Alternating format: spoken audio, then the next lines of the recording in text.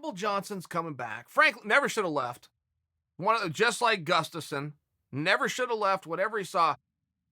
But Gustafson, who never really gave us a great reason, appeared that I need a break.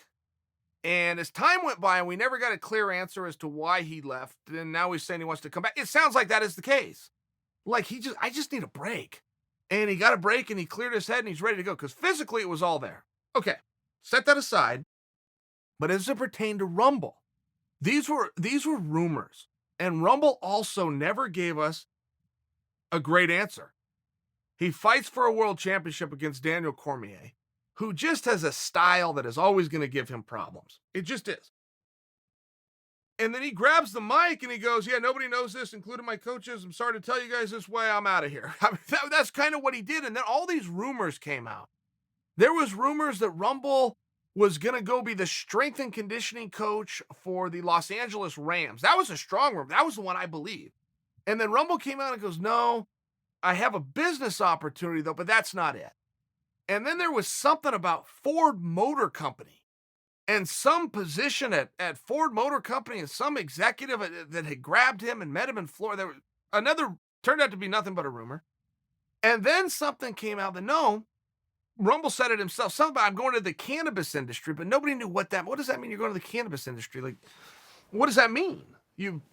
What does it mean time-wise for you? You're investing in the cannabis or you're opening a store and you're behind the counter all day ringing people? Like, what does that mean for you time-wise that you can't also be in the practice room and fighting?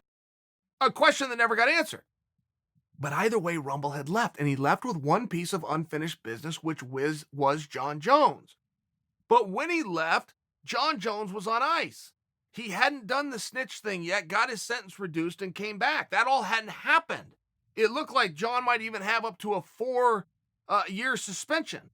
Had a minimum of 2 years. I'm just reminding you of the mindset of Rumble at the time before Jones was able to get everything reduced. So all of a sudden, Jones is back. Jones has the belt. Oh, by the way, DC's gone from the division, and Rumble was promised a fight, and so were all the rest of us. We were also promised John Jones versus Rumble. So now he's saying, I want to come back.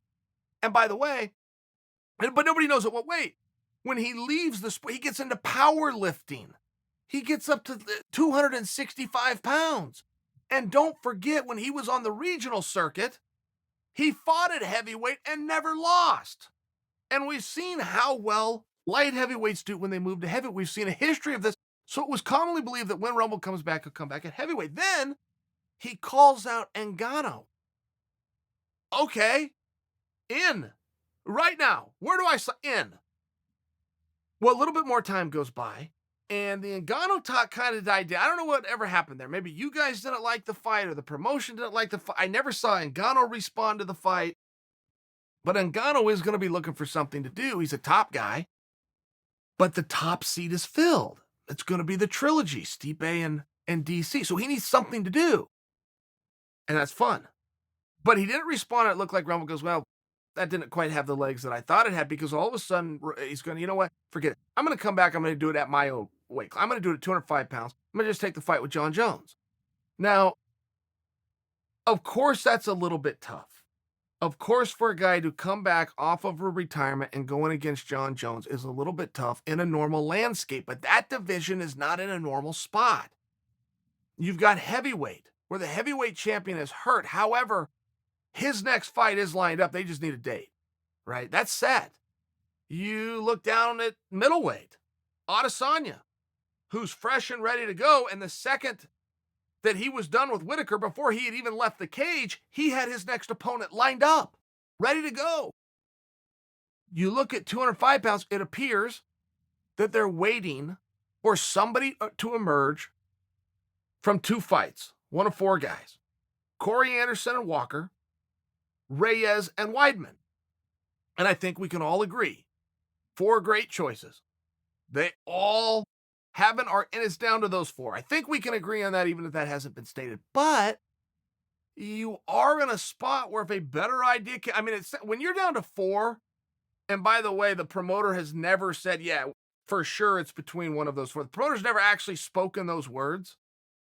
That's a clue that he's open to a better idea if you've got one. At the time that he made these matchups, there wasn't a better idea. Is Rumble a better idea? I'm asking a question. I'm not answering a question. I'm asking it. But he checks a lot of boxes. And matchup-wise, that fight is compelling as hell. You can't do the simple math of, well, they have the common opponent and Daniel Cormier, and here's what happened. Daniel Cormier was a bad match. It just was. From the jump, he just was. But John's a totally another deal. John's a guy that will stand and trade, and we've always seen John get the best of other guys, but it would also be fair that we've never seen him with anybody as fast and accurate and explosive and powerful as Rumble. It creates for a very interesting dialogue, which is what creates for fun fights. The fight itself, that's awarded in a fight of the night bonus. That's how that gets taken care of. The fans, with the anticipation and something to look forward to, and gather and stop what you're doing and tune in, that's another conversation. Rumble creates that conversation. How far is he in the process? Because dates matter here too. I don't believe that Rumble is back into the USADA pool yet. Now that's a stack of paperwork. That takes a little time to get through. Maybe he is through it and I'm wrong, but I don't think he is. And if you leave the pool like he did, he has to be in it 4 months. Okay, fine. No problem. We just have to start that clock. If you want to get the jump, date-wise and time-wise, get the jump over Anderson and Walker and Weidman and Reyes.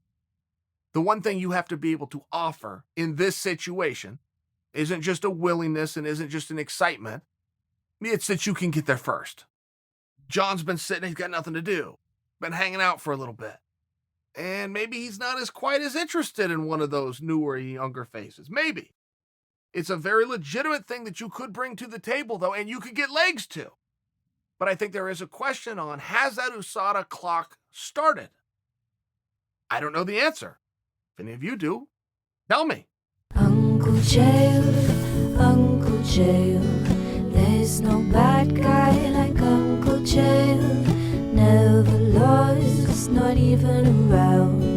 Undefeated, undisputed, oh yeah.